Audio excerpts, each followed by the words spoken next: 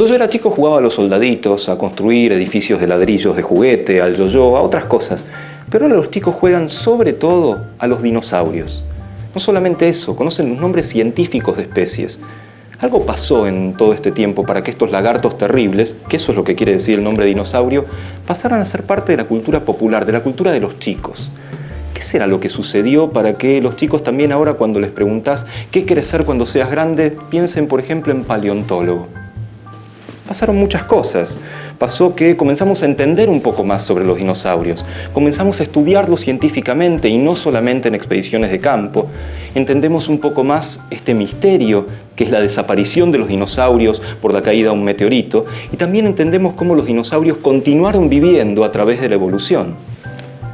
Y hay gente que sabe mucho de esto y gente que investiga los dinosaurios, como un paleontólogo argentino que se destaca internacionalmente, que es doctor en Ciencias Naturales de la Universidad Nacional de La Plata, es investigador del CONICET y trabaja en el Museo Argentino de Ciencias Naturales. Este científico dirigió exploraciones todo lo largo de Argentina y trabajó y publicó sus trabajos en algunas de las revistas más importantes del mundo, como Science o Nature u otras. Algo de eso también vamos a hablar. Y tal vez cumplió el sueño del pibe, porque también vamos a hablar de los nuevos dinosaurios que este paleontólogo descubrió. Ya les vamos a preguntar qué se siente al encontrar algo que nunca había descubierto antes. Hoy nos acompaña nuestro propio Indiana Jones. Viene hoy desde la ciencia el paleontólogo Fernando Nogas.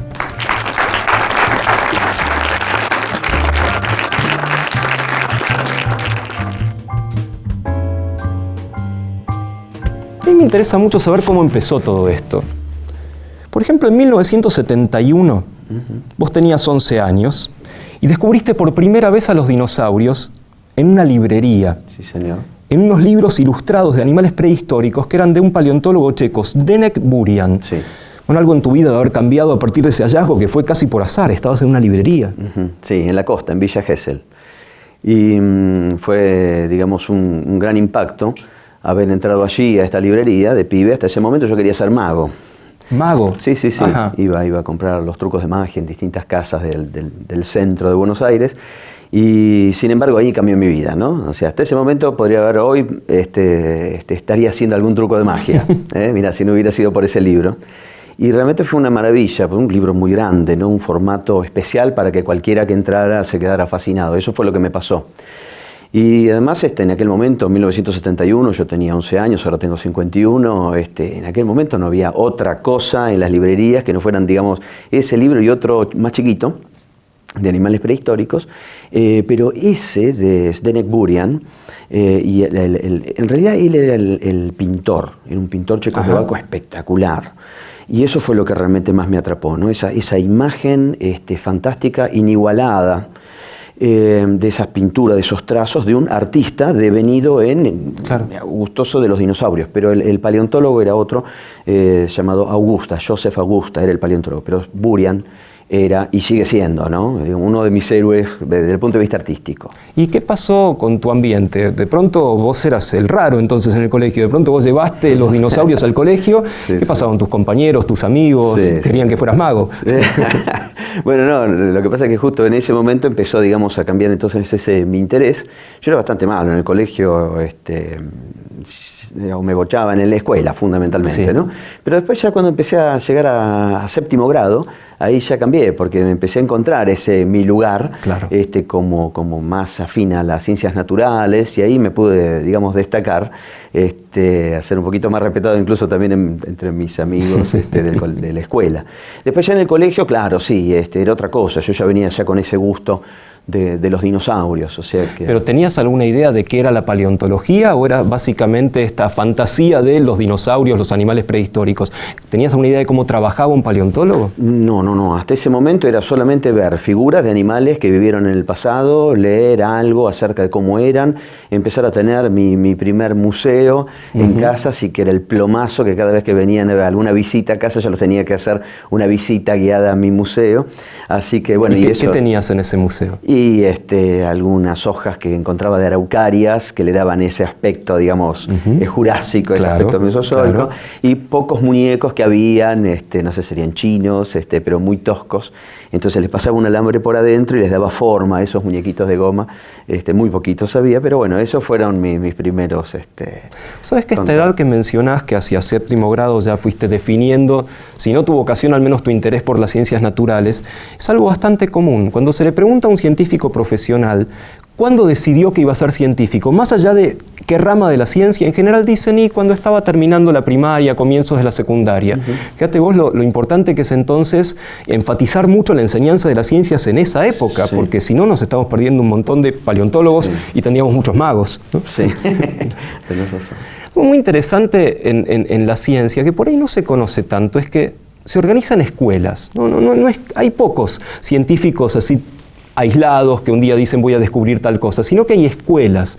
¿Cómo fue tu escuela? Vos habrás tenido maestros, habrás tenido antepasados que han llevado a que vos seas lo que sos hoy como paleontólogo. Es cierto. Igualmente en aquel momento, en esos 11 años, en esos 12, 13, era el interés, era el gran apoyo que me daban en mi casa, fundamentalmente mi mamá, para estudiar eso que realmente me gustaba, me fascinó. Entonces era invertir todo ese interés en conseguir más datos. Y el punto fue, el Museo de Ciencias Naturales, ¿no? Ir ahí a la biblioteca, pararme en cuanta vitrina hubiera de la Sala de los Esqueletos, que es la que sigo hoy recorriendo y no me canso de ver, y ponerme con un cuadernito y copiar y sacar fotos. Y básicamente era toda una cosa donde hasta ese momento no había ningún maestro. Era toda una cosa donde era el contacto con el libro, y de repente, no sé si sería en el año 73, 74, que empezaron a pasar por, me parece que era el Canal 9, unos documentales de la Universidad Nacional de Tucumán, algo totalmente inusual, que lo pasaban obviamente a la mañana, donde poco se veía la televisión. Pero lo cierto es que estaba esperando esos documentales que eran hechos en la Universidad Nacional de Tucumán, donde en los años 60 había habido un crecimiento enorme de la paleontología, gracias al que después sería mi maestro, José Bonaparte. Bonaparte, claro. El ameguino de lo que era la era mesozoica, digamos, el gran descubridor de dinosaurios de América del Sur. Y ese fue el otro contacto, digamos, por ahí, un otro escalón de ver qué era lo que hacía un paleontólogo, qué era lo que hacían en el laboratorio, cómo preparaban los fósiles, las expediciones al Valle de la Luna, y eso me parecía una cosa fascinante. Ese fue otro pequeño o gran escalón, es decir, ahí es donde van a encontrar los fósiles. O sea, no es solamente esta figurita o esta reconstrucción de un animal cuando estaba vivo. Es eso lo que hay que ir a buscar. Y bueno, y lentamente me fui conectando con los que quizás a la distancia, a través de las cartas, se convertirían en mis maestros, si uno puede decirlo así, y escribirle. Era mangueándole los trabajos, ¿viste? Escribirle a los principales Bonaparte capos. Y supongo de Rosendo Pascual. Obviamente. Claro. Rodolfo Casamichela, que él también tuvo una gran importancia, Rodolfo Casamichela, en cuanto al descubrimiento de los dinosaurios de nuestro país. Y además especialistas extranjeros. Entonces yo de repente, un pibe de 15 años escribiendo una carta en la Remington y pidiéndole los trabajos científicos a los capos de Inglaterra, de Estados Unidos, George Gaylord Simpson, que fue el gran padre, digamos, de la evolución en los últimos años, de la década del 50, 60, y recibir una carta de Simpson firmada por él, ¿no? Impactante, ¿no? Así que esos fueron mis maestros a la distancia, hasta que, luego me fui al Museo de la Plata. ¿Vos vivías en Buenos Aires en esa época? Yo siempre viví aquí. Entonces visitar el Museo de la Plata era tomar el tren y era toda una aventura llegar hasta La Plata. ¿Cómo era el museo en esa época? ¿Qué recordás de tus visitas de adolescente al museo, a las salas de los restos fósiles particularmente? El templo del saber, ¿viste? El templo de las ciencias naturales, ¿no? Llegar ahí era fascinación, era el esperar a que llegara ese día para ir con mi viejo al Museo de la Plata, ¿no? Y así llegó, fuimos y entonces fue pedir la posibilidad de conocer a los paleontólogos, ¿no? Así que ahí conocí a Zulma Gasparini, a Eduardo Toni, obviamente a Rosendo Pascual, toda esta gente que siempre me recibió con las puertas abiertas y lo sigue haciendo hoy, o sea que yo siempre con ellos sumamente agradecido por esa enorme diferencia que, digamos, no me rajaron. Me dijeron, a ver, ¿qué querés? Y me regalaron sus trabajos, ¿no? Mira qué bárbaro. Y, vamos, este desarrollo tan grande de la paleontología en los últimos, no sé, 50 años, aunque viene de una escuela mucho más anterior, tiene que ver con los yacimientos locales, tiene que ver con que de pronto vos te pones a explorar en Argentina y encontrás cosas maravillosas. Sí, es cierto. Mira, yo no sé cómo explicarlo, pero tiene que ser la conjugación, la intersección de que vivimos, primero Buenos Aires construida encima de un cementerio prehistórico maravilloso, cuánta excavación se hace, cuánto túnel para los subterráneos, cuando vayas a ver la cantidad de fósiles que habrán descubierto ahora con esto del Maldonado, de evitar las inundaciones. Un gran pozo en Buenos Aires implica seguro garantía de descubrimiento de fósiles, no de dinosaurios, pero sí de otros animales prehistóricos. Cuando nosotros estamos hablando de esta riqueza de la región pampeana, nos remontamos a 1784, cuando un fraile caminaba en Luján, a orillas del río Luján, y encontró el esqueleto del primer animal fósil que recibiría nombre de toda América, América del Norte incluida. Y ese fue el que después luego se llamara Megatherium. Un mamífero pariente del oso hormiguero, del perezoso arborícola actual. Repito, no un dinosaurio, un mamífero, un animal con pelos, cuando nacía tomaba leche, y lo cierto es que encontraron ese fósil acá. Que le causó más de una pesadilla a un tal Charles Darwin, también ese megaterio. Y bueno, y eso fue el disparador, ¿no? También para que lo tuviéramos a Darwin aquí, con 22 años, un pibe recorriendo a caballo, a pie, en el barco, en el Beagle, obviamente, parando en distintos lugares y encontrando aquí, en esta gran cantidad de fósiles que le brindaba la Pampa, encontrar los chispazos para él, ¿no? Obviamente, un genio como Darwin, para empezar a elucubrar la evolución, como habían sido, y elaborar esa teoría de la evolución. Me hablabas de que en Buenos Aires estamos parados sobre un yacimiento riquísimo. Si hacemos un pozo, ¿qué sacamos entonces? Porque ya sabemos lo que salió con la primera construcción de los subtes, que algunos están incluso expuestos en algunas estaciones de subterráneo, pero ¿qué te encontrarías si en un lugar de Buenos Aires empezás a hacer un pozo y aparecen cosas? ¿Qué cosas aparecen? Bueno, cuanto más atrás, más excavamos, más atrás en el tiempo vamos, y si hacemos una excavación de 1 metro, vayas a ver por ahí, vamos a encontrar alguna cosa de la época colonial, ¿no? Digo, pero si ya excavamos 2 metros, 3, 5 metros, las chances de encontrar animales que vivieron hace 10.000 o 1 millón de años son mayores. Y eso es lo que pasa. Hacemos nosotros una excavación, cuando se hizo la construcción del puerto de Buenos Aires, cuando se hizo la excavación de los túneles del subte, se encontraron una gran cantidad de estos fósiles, y de los cuales, respondiendo a tu pregunta, son mamíferos como por ejemplo el megaterio, del cual ya habíamos hablado, el gliptodonte, un animal emparentado con las mulitas actuales, pero que medía lo mismo que un Fiat 600, un animal de 4 metros de largo. Y vos sabés que era en enero del año 1999, me llaman por teléfono para decirme que habían encontrado en la intersección de Cabildo y Juramento parte del esqueleto de la coraza de un gliptodonte. Cuando se estaba haciendo la continuación de la línea D. Eso mismo. Y después, más tarde, seguimos con ese contacto con la gente de Subterráneos de Buenos Aires, y nos llamaron porque habían encontrado otro en Triunvirato y no me acuerdo ahora la calle que lo corta. Otro gliptodonte más. Y está en la estación Tronador, eso sí me acuerdo, justamente ahí, Triunvirato y Tronador. Y ahí a 10 metros de profundidad estuvimos haciendo nuestra primera excavación subterránea. Nada que ver cuando uno va al campo, a la Patagonia, donde ves la inmensidad. Ahí teníamos encima 12 metros de tierra encima, así que era bastante feo y nos daba ganas de salir cuanto antes de ahí de ese pozo. ¿Cómo es el paleontólogo? Digamos, vos pareces una persona normal, digamos, si uno se cruza con vos tanto en la calle como supongo en el campo, no tenés un sombrero de paleontólogo o un traje especial. ¿Cómo es el paleontólogo y su trabajo cotidiano? No, a mí primero, por ese icono que se ha hecho de usar sombrero y te vas a parecer Indiana Jones o a este actor Sam Neill, yo no, para nada, uso la gorrita, en todo caso el gorrito de Piluso, ¿viste? Más argentino, por lejos. No voy con el sombrero de tipo Indiana Jones, para nada. Además estoy mucho más gordo y no tengo el aguante de ellos haciendo esas piruetas que hacen en el Hollywood. No, mira, el asunto es que a nosotros nos encanta encontrar fósiles. Así como también uno sabe muy bien que a los pibes les fascina, lo ve uno en el museo, ¿viste? Van al arenero, le dan un pincelito y excavan y sacan y remueven y descubren. A nosotros nos encanta, pero sacar los fósiles de verdad. No los que ponen ahí que son réplicas en plástico, sino a nosotros nos gustan los que tienen 70 millones, 80 millones de años.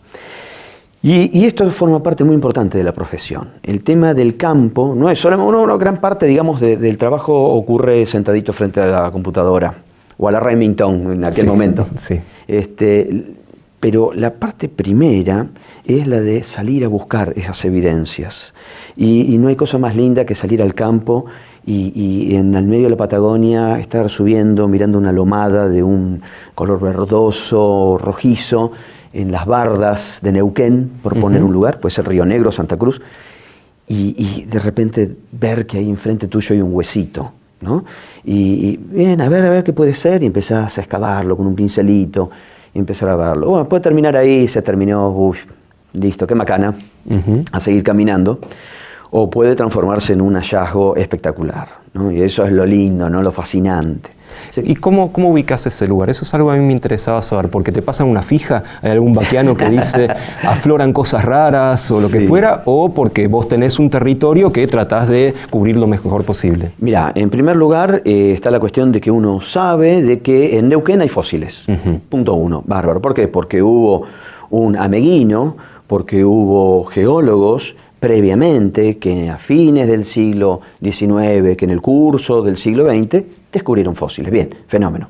Vamos a Neuquén, Diego, vamos a hacer una excavación, porque sé, mirá, está publicado acá que descubrieron tal cosa. Ahora, tenemos que ir y tenemos que ver qué suerte tenemos también. Claro. Entonces tenemos que organizar alguna logística y salir a caminar. Uno puede descubrir el fósil al segundo día que uno está allí y de repente, listo, ya está, la expedición está colmado todas las expectativas, pero hay veces que no. Y hay veces que uno, a pesar de la experiencia, y esto nos pasó el año pasado, estuvimos en diciembre en Río Negro buscando fósiles, y resulta que era recorrer y ver, y en lugares donde sabíamos que habían encontrado fósiles otros paleontólogos, no encontrábamos nada.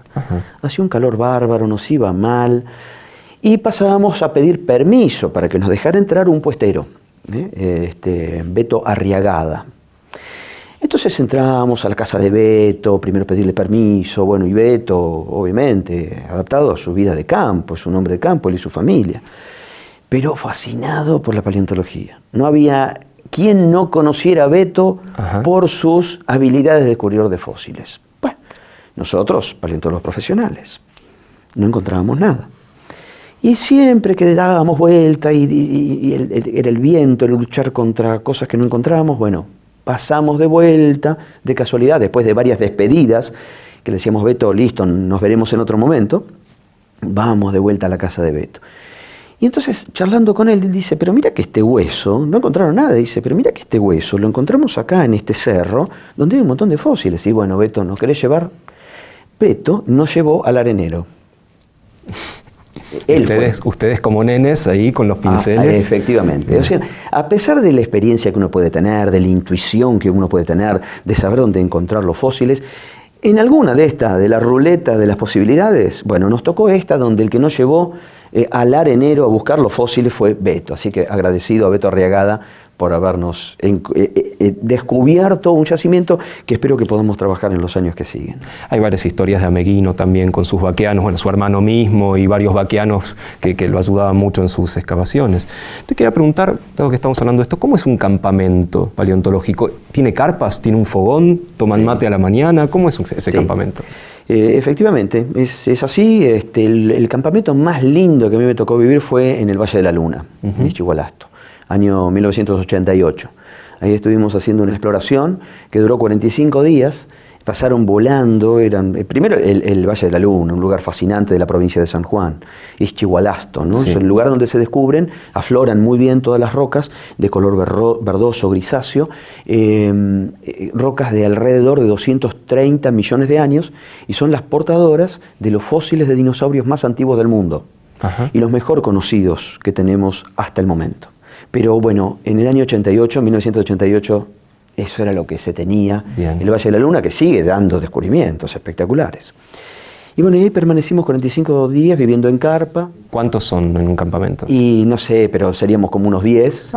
Todos jóvenes, la pasábamos bárbaro, disfrutábamos mucho. ¿Y se llevan bien o después de 10 días de estar ahí explorando y no aparece nada, ya afloran también los problemas de campamento? Mirá, en ese momento era todo disfrute. Realmente que fueron de bonanza, de grandes descubrimientos y cosas.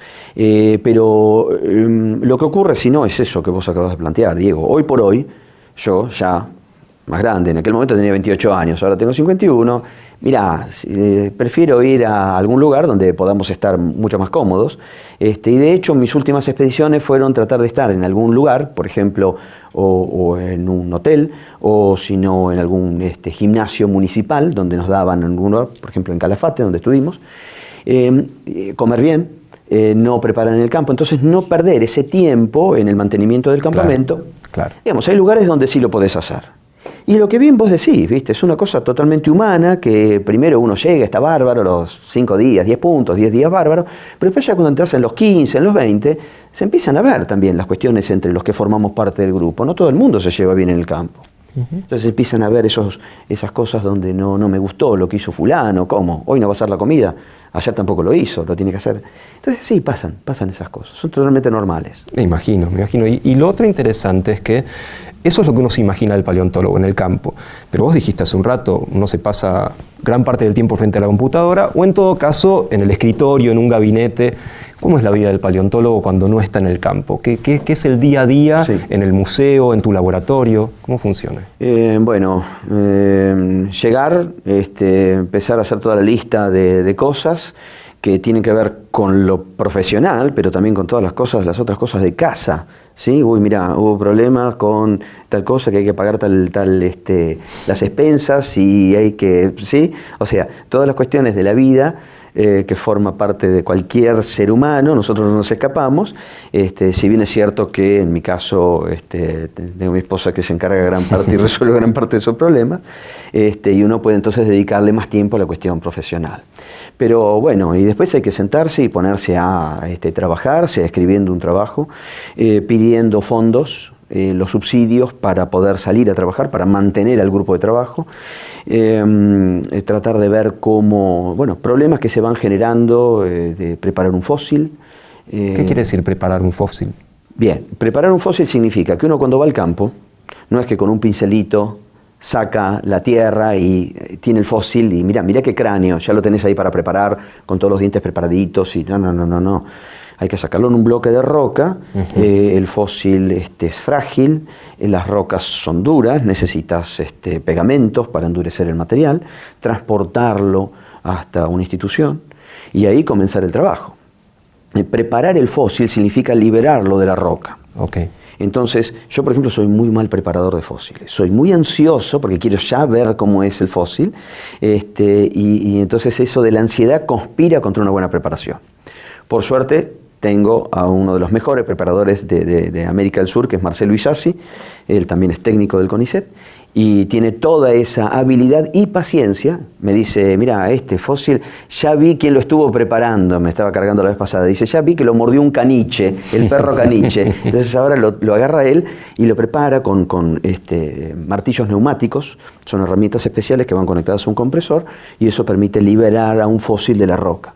Cuanto más delicado es el fósil, más cuidado necesitas, y pero obviamente mayor cantidad de información uno obtiene. Claro. Si uno trabaja muy rápido y destruye ese cráneo o ese hueso, menor cantidad de datos uno va a tener para decir acerca de qué comía, cuáles eran sus costumbres, cuál era la ubicación de ese fósil dentro del árbol de la evolución de la vida en la Tierra. Y ese trabajo de laboratorio, ese trabajo de preparación seguramente también sea donde termina el hallazgo. Por ejemplo, vos en 1996 descubriste un dinosaurio, era muy especial, un enlagia, que es el dinosaurio más cercano a las aves que se conoce. Pero en realidad lo que descubrieron fue una garra, que terminaste de armar un poco la historia en el escritorio o en tu gabinete. En primer lugar, es cierto, digamos en líneas generales, hablemos de que hay dos etapas de un descubrimiento. Está el descubrimiento que uno hace en el campo. Fuiste, recorriste las bardas de Neuquén o Río Negro y ¡pum!, apareció un fósil. Bien, lo preparás. Ahora entra la segunda etapa del descubrimiento, que es la que ocurre cuando uno está en el laboratorio. Es decir, ¿qué es esto? Eso fue un descubrimiento, un hallazgo que hicimos en 1996 en Neuquén, al oeste de Plaza Huíncul, en una sierra multicolor que me ha traído siempre muy buenos resultados y de la cual tengo hermosos recuerdos, que es la Sierra de Portezuelo. Son rocas depositadas hace alrededor de unos 80 millones de años atrás por ríos que corrían en la zona, antes de que los Andes existieran.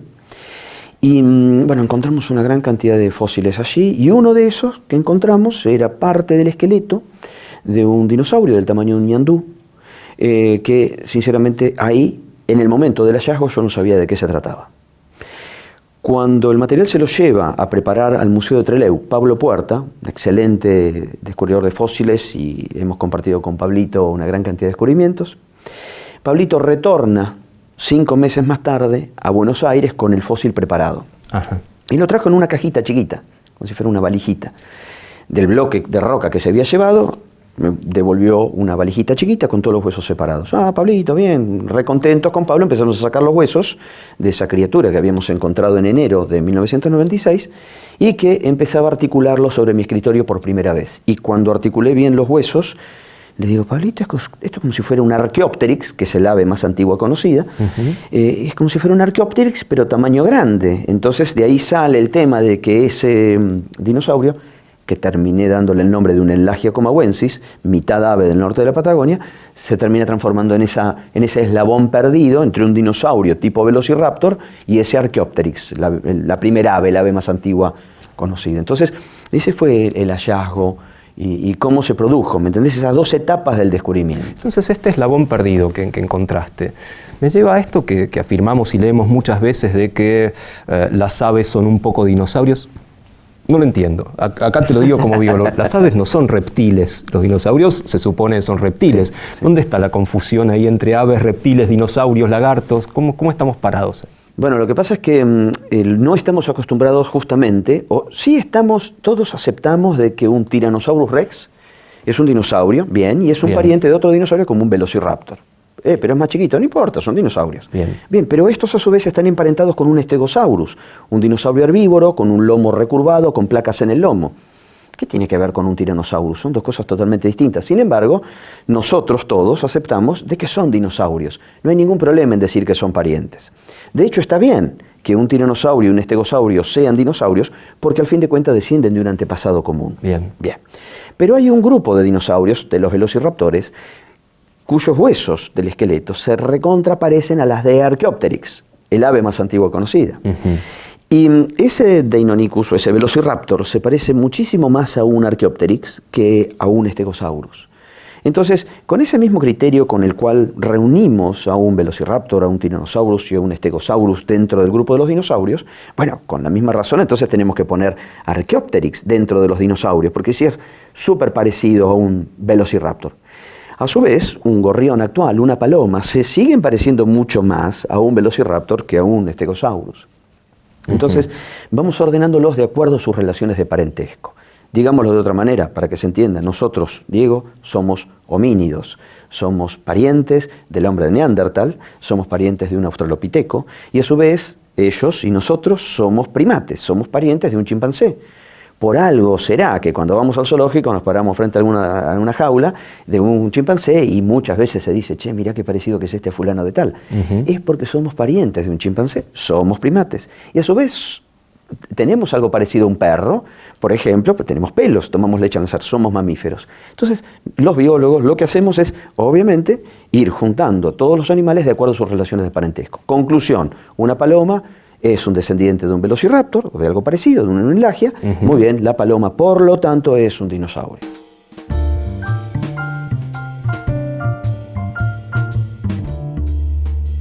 Y quiero seguir hablando de tus hallazgos, ¿sí? Y particularmente algunos hallazgos que han sido realmente espectaculares. Vos descubriste dinosaurios carnívoros y herbívoros que son enormes, particularmente los más grandes del planeta.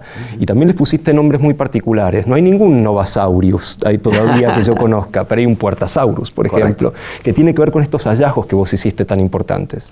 Bueno, ese descubrimiento del Puertasaurus lo hicimos en la provincia de Santa Cruz, cerca del lago Viedma.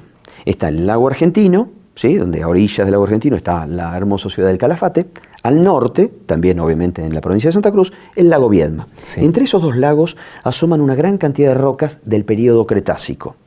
Y allí hemos hecho varios hallazgos, entre los cuales incluye este del Puertasaurus. ¿Por qué lo llamé Puertasaurus? En honor a Pablito Puerta, a mi amigo y gran descubridor de fósiles. Porque trabajando en la zona, Pablo iba recorriendo unas bardas ahí en Santa Cruz y nos empieza a llamar, a gritar, y dicen, che, ¿no vieron esto? ¿Qué? Y empezamos a ver y parecía la rueda de un tractor de color negro asomando entre las rocas más grisáceas que contenían los fósiles. Miren, esto es una vértebra. Entonces empezamos a subir y a sacar una gran cantidad de rocas. De hecho tenía, a partir de esa que era el cuerpo de una vértebra, nosotros también tenemos vértebras, lo que pasa es que son más chiquitas, una parte de la vértebra de nuestras vértebras también se llama cuerpo vertebral, pero en los dinosaurios era enorme, te vuelvo a repetir, del tamaño de la rueda de un tractor. Sí. Entonces teníamos 6 metros de roca por encima de esa vértebra que asomaba de un paredón, así que tuvimos que barrer esos 6 metros de roca para poder llegar allí. Y bueno, realmente fue un descubrimiento interesantísimo. Me pareció interesante dedicarle ese tiempo. Yo soy especialista en dinosaurios carnívoros, y si voy a buscar la figurita difícil. Claro. Pero en ese caso en particular se trataba de algo novedoso por su tamaño. Entonces nos contentamos con sacar esa y otras vértebras más que aparecía, y le dije, Pablo, este dinosaurio te lo dedico a vos. Así que se puso muy contento, Pablito, que es el petizo Puerta, lo llamamos nosotros, bajito. Entonces esa contradicción de haberle dedicado el dinosaurio más grande del mundo a uno de los humanos más chiquitos, que es Pablo. Pero un gran descubridor de fósiles, un excelente técnico. ¿Y cuál es tu figurita difícil? ¿Con cuál completas el álbum? Y es un dinosaurio carnívoro. Los dinosaurios carnívoros llaman mucho la atención. ¿A qué pibe no le gusta un Tyrannosaurus? Bueno, nosotros también. Y poder encontrar alguno de esos que vaya completando el árbol de la evolución de ese grupo es una de las cosas que a nosotros más nos gusta. Y vos citaste el de la garra. Sí. En ese mismo año, 1996, el último día de esa expedición, en enero de 1996, con Pablo Puerta, empezamos a recorrer las bardas en Neuquén, y de repente apareció un hueso raro. Empezamos a excavarlo, a sacarlo, y no sabíamos bien de qué era. Cosa que en el momento que uno va excavando no está expuesto todo el esqueleto. Asoman parte de huesos, y uno tiene que empezar a localizar en el esqueleto qué hueso es y a qué animal pertenece. Pero bueno, en la medida en que se va haciendo la excavación y Pablito iba con el pincel y con su navaja sacando la roca y removiéndolo, apareció un hueso rarísimo que no terminaba de entender qué era.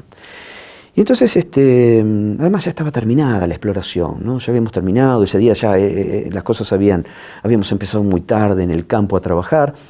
Y entonces, bueno, dale, Pablo, fíjate, a ver qué es. Dale, sí, él le trabajaba. Y entonces yo digo, ¿qué será este hueso? No tengo ni la menor idea. Una cosa curva, rara.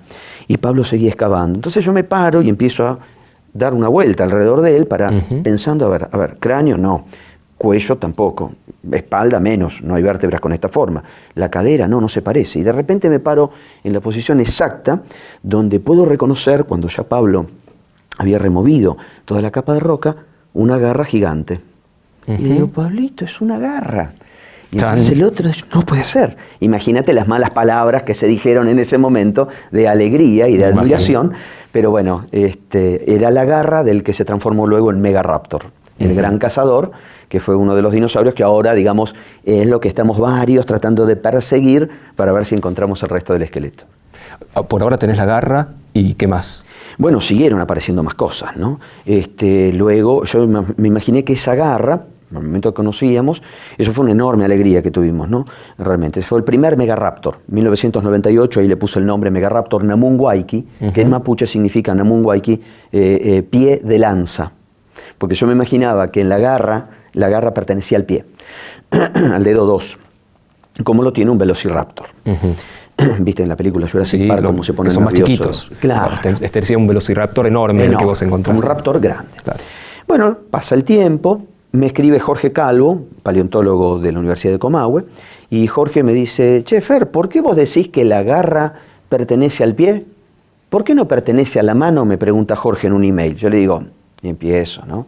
ahí con toda la información anatómica que disponíamos hasta ese momento, porque esa garra tiene tal y tal característica propia, exclusiva del dedo del pie y no de la mano. Yo digo, ¿y por qué vos me insistís? Le digo, Jorge, claro, por email, ¿por qué vos me insistís que es de la mano? Y él me responde, porque encontramos la mano completa. Y tiene la misma garra. Te estaba escondiendo información. Así que eso fue un hallazgo espectacular que hizo Jorge Calvo y su equipo. Luego ellos me invitaron a participar del estudio de esa mano impresionante del Megaraptor.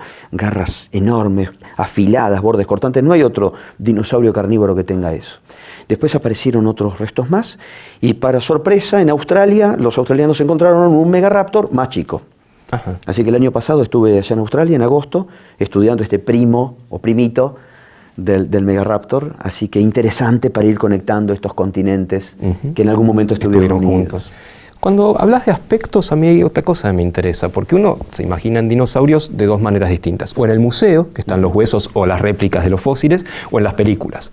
Y las películas tienen colores, tienen voces, tienen un montón de cosas que, ¿de dónde salen? Vos te las imaginás, las podés sacar a partir de los hallazgos que tenés de los huesos. Es una pregunta que hay algo en el medio que a nosotros se nos escapa.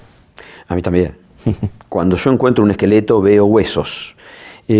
Puedo decir es pariente de tal o cual, sí, es pariente de las aves, lo que fuera, pero lo cierto es que para volverlo a la vida, para saber el color y cómo se movían, en buena hora que está Jurassic Park, que fue la película que a todos los paleontólogos nos hizo, wow, decir así era un dinosaurio cuando estaba vivo.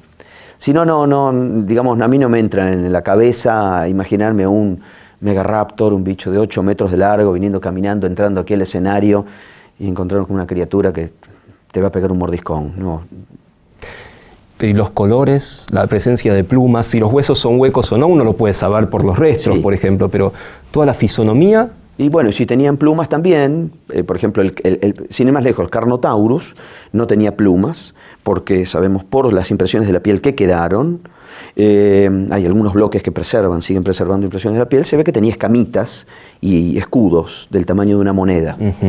Hay otros hallazgos efectuados en China, maravillosos descubrimientos, donde encuentran el esqueletito de un dinosaurio, todo preservado su esqueleto, y está todo rodeado de un halo de plumas. Así que en ese podemos saber el plumaje y si tenía algún patrón de color, pero hasta el momento... Es más imaginación que otra cosa. Sí. Bueno, tu libro, Buenos Aires, 1.000.000 de años atrás, tiene mucho de imaginación y mucho de datos certeros, ¿no? Es una exploración de cómo era Buenos Aires, y no solo Buenos Aires, sino toda la región argentina e incluso varios lugares sudamericanos, hace no solamente 1.000.000 de años, sino hace muchos millones de años, ¿no? ¿Te gustaría, si pudieras viajar en el tiempo, elegirías viajar hacia atrás y hacia dónde viajarías? Sí.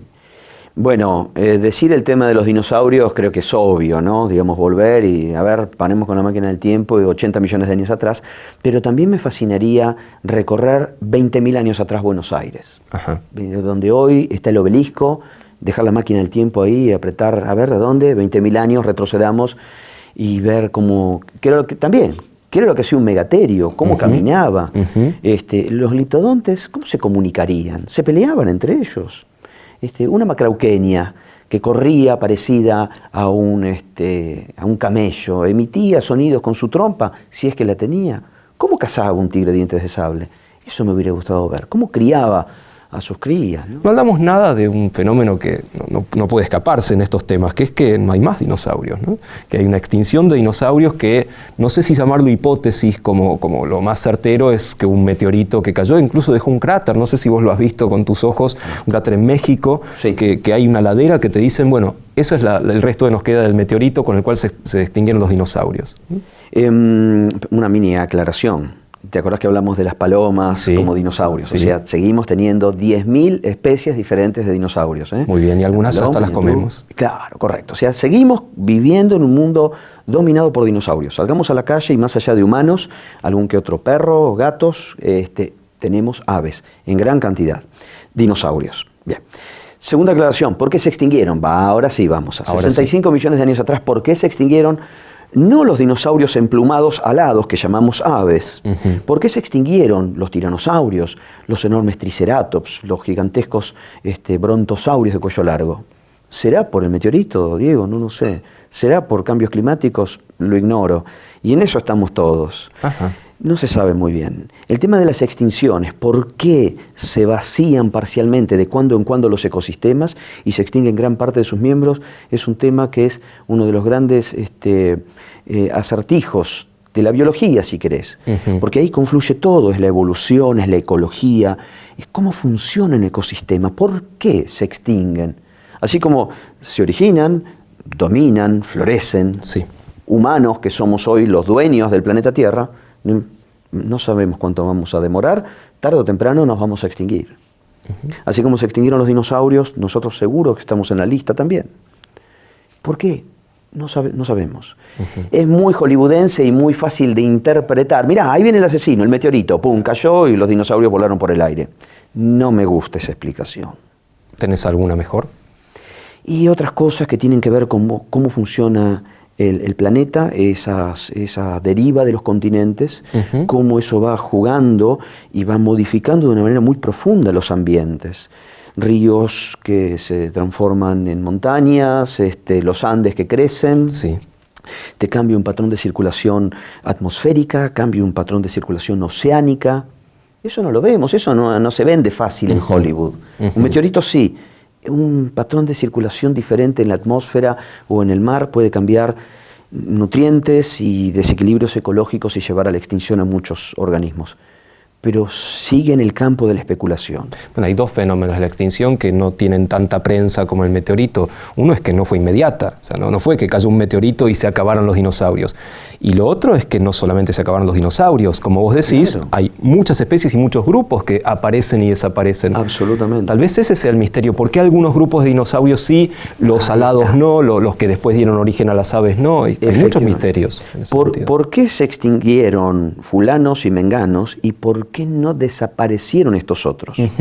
¿Por qué no desaparecieron las tortugas si eran de sangre fría? ¿Cómo? Convivieron al lado de un dinosaurio emplumado de sangre caliente. ¿Cómo? ¿Por qué? ¿Y las bacterias que hace tantos millones de años que viven en el planeta Tierra, por qué no desaparecieron? Si volviéramos a poner como si fueran dados en un cubilete a todas las especies de animales y organismos del mar y tierra firme, volvemos a batir y tiramos de vuelta, ¿vuelven a salir los mismos dados? ¿Los mismos que hace 65 millones de años? ¿Se habrían extinguido los mismos? No sabemos, Diego. Yo creo que el biólogo que descifre eso es próximo premio Nobel. No vamos a hacer los próximos premios Nobel, pero podríamos imaginar un poco también. ¿De que no hubiera habido un meteorito o estos cambios oceánicos o la deriva continental que vos mencionás? ¿Cómo te imaginás un mundo actual con esos dinosaurios que no se extinguieron hace 65 millones de años? Y bueno, sería fascinante, ¿no? Imaginemos que si hubieran seguido, ¿no?, los dinosaurios de gran tamaño, no las aves, sino de gran tamaño viviendo, ¿no? Bueno, no sabemos. Son tantas las posibilidades que da la evolución de generar formas de vida diferentes. Lo muy probable es que nosotros no habríamos estado aquí, ¿no? Bueno, había unos cuantos mamíferos por esa época que justamente nos debemos a esos mamíferos que sobrevivieron. Y la historia tradicional es que sobrevivieron gracias a la extinción de los dinosaurios. A mí nunca me convenció esa explicación de, bueno, no están más los grandotes, entonces los chiquititos pueden salir de atrás de la roca. No me termina de convencer como explicación para nuestro origen como mamíferos. Sí. Bueno, pero lo cierto es que hasta el último día en que los grandes dinosaurios, los famosos dinosaurios dominaron la Tierra, los mamíferos eran todos chiquititos, del tamaño de ratas o de conejos, ¿viste? Era una evolución donde los bichos estaban, los mamíferos, estaban restringidos su rol ecológico a comer frutos o a comer insectos. Se extinguen los grandes dinosaurios y ahí cambia la historia. Y empiezan a aparecer mamíferos ahora sí más grandes, del tamaño de un perro, del tamaño de un hipopótamo, del tamaño de un mastodonte. No solamente en tierra firme, en el mar, las ballenas. Por ejemplo, resumo esto. Y obviamente un grupo de mamíferos cuyo cerebro, cuya visión se fue haciendo cada vez más compleja, más vivaces, nosotros, los primates, y bueno, aquí estamos, ¿no? Terminamos hablando de dinosaurios en un teatro, justamente. Efectivamente. Fernando, aquí Desde la Ciencia terminamos esta entrevista que fue realmente muy placentera porque aprendí mucho y es un placer escucharte hablar de algo que te fascina, que te entusiasma, con una serie de preguntas, un cuestionario que le hacemos a todos los científicos que pasan por el programa. Con lo cual te querría hacer estas 10 u 11 preguntas y no las pienses demasiado, contéstame lo que te venga un poco a la cabeza, ¿sí? Por ejemplo, ¿cuál fue tu peor desastre científico? Mirá, creo que, un último trabajo que publiqué sobre un dinosaurio de la India no me gustó, ¿viste? No me gustó. Después dije, no, qué lástima, me faltó más profundidad de análisis, etc. Pero después yo creo que lo peor, digamos, que cometí, esto es una sugerencia, apenas hay una idea nueva, hay que salir a publicarla. Ese fue mi peor desacierto, haber tenido una buena idea y creí que iba a vivir y que nadie iba a publicar al respecto, ¿no? Que iba a vivir 500 años, ¿viste? Y que nadie iba a decir nada al respecto. Eso fue, por ejemplo, un error, ¿no? No salir a... Así, porque el dicho ese de que pega primero, pega dos veces, eso es importantísimo. Hay que salir y hacerlo, apenas está la idea, eso fueron... Bueno, no es un desastre muy desastroso tampoco, sino es haber roto unos restos muy valiosos. No, eso no, por suerte. Algo nos contaste al principio, pero si no fueras paleontólogo, ¿qué profesión hubieras elegido? Bueno, como te decía, mago. Eso me divierte mucho, ¿no? Todo lo que es esa cuestión y más que cuando tiene el toque de gracia, ¿no? Hacer trucos que salgan mal. En ese sentido, a mí eso me da mucha gracia. Eso lo hubiera sido. Pero, sinceramente, si tuviera que volver a empezar de vuelta y si tuviera otra vida, volvería a ser paleontólogo. Sin la menor duda. ¿Hay pica entre los paleontólogos y alguna otra profesión científica? Entre los paleontólogos, sí. Entre nosotros, entre ellos, sí, claro. Mirá lo que descubrió uy, qué suerte que tuvo. Mirá dónde publicó, mirá qué bueno. La idea se nos adelantó en tal cosa. Hay mucha competencia también en eso. Otras veces no, depende cómo uno también lo plantea, ¿no? ¿Y con otra profesión? Pero sí me llevo bien con los geólogos, ¿viste? ¿Sí? ¿Te llevas vos bien o los paleontólogos en general se llevan bien? Con los geólogos, ¿sí? Y probablemente, en mi caso particular, bien, me tienen bien conceptuados los geólogos. ¿Llorás en las películas? Sí, claro. Las películas que me impactan, un lugar en el mundo. Sí. Recomendame 3 libros que te vengan a la cabeza. Bueno, yo soy un ignorante, ¿eh? Yo solamente paleontología leo. Siempre me regalan libros y me dicen, mirá que este es un librazo, y no lo puedo leer, no me engancho con los libros, excepto, por ejemplo, cuando era chico, y después obviamente eso se los leí a mis hijos y los compré, Las aventuras de Tintín, muy infantil, por supuesto, lo que estoy diciendo, pero bueno, después un naturalista en el Plata, que fue... de Hudson. Si bien tiene el mismo título, para que se ubique en las librerías, es una parte del extracto de los viajes de Darwin. El de Darwin, claro. Y es una maravilla, eso me encanta. Digamos, cuando hay un naturalista que cuenta lo suyo, Hudson también, esos son los... Como una novela de aventuras que se lee, ¿no? Pero después no me pidas que te sugiera otro, ni Borges, no he leído nada, soy un ignorante. ¿Internet cambió tu forma de pensar? Es muy cómodo, ¿no? Uno dice, a ver, esqueleto de ping, y aparece el Caudipteryx, aparecen fósiles que de otra manera tendríamos que haber esperado la publicación, haberle pedido con la Remington el trabajo esperar un mes a que me enviaran el trabajo publicado. Internet acorta esos plazos, pero... Vuelvo a repetir, me parece que, digamos, están las novedades en el cerebro de cada uno, no en el Internet. ¿Querés que tus hijos sean científicos? No es que quiera. De hecho, ya uno, Francisco, tiene 17 años y él va a ser historiador. Bueno, va a ser científico, ojalá que sea investigador del CONICET, estudiando lo que ha pasado con la historia argentina o con los caballeros medievales, no sé, me estaría feliz. Mi hijo Mariano, de 22, estudia ciencias políticas, así que dice, vos no tenés los pies en la tierra. Con los dinosaurios, obviamente. Sin ánimo de ser tétrico ni de pensar esto de una manera oscura, ¿cómo querrías que te recordaran? ¿Cuál sería tu epitafio como científico? Y que fue un tipo macanudo, yo qué sé, que por lo menos que mi familia me recuerde de esa manera. Y cuando me muera, por favor, un velorio con chistes, a disfrutarlo. Con trucos de magia. Con trucos de magia, obviamente, sí, así es. Que me recuerden de esa manera. ¿Y como científico? Es que pudo descubrir algo más de la Pachamama. Fernando, fue un enorme placer y la verdad que me alegro mucho de que no hayas sido mago, aunque hagas magia con la ciencia y con tus hallazgos. Gracias. Muchas gracias por estar acá desde la ciencia. Un honor, gracias Diego, gracias, muy amable. Gracias, Diego.